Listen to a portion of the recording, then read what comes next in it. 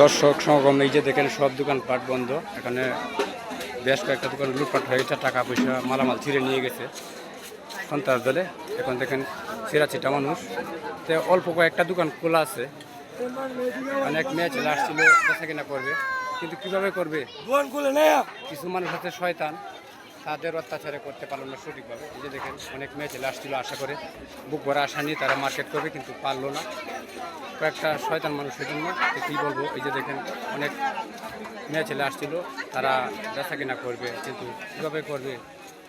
অনেক দোকানপাট বন্ধ করে দিয়েছে এবং দোকানে মাল লুট করে নিয়ে গেছে, টাকা পয়সা এবং মালামাল অনেক লুট করে নিয়ে গেছে। তারা এখন বসে আছে দোকান বন্ধ করে, তো অল্প একটা দোকান খোলা আছে, তো এই মধ্যে বেচা কিনা মোটামুটি হচ্ছে। এখন এখন এখন এখন এই যে দেখেন মানুষ সমাগম। যা খেলা বলছি, তুমি তুমি বুঝলা? এই যে আমার ভাইটি, আর ভাই ভাব কেন, সবাই সবাই সবাই শুনুন। এই যে দেখেন আসলে কী বলবো, দোকানপাট অনেক বন্ধ, কয়েকটা খোলা।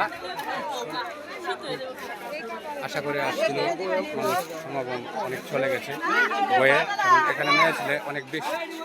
কীভাবে চলা যায়?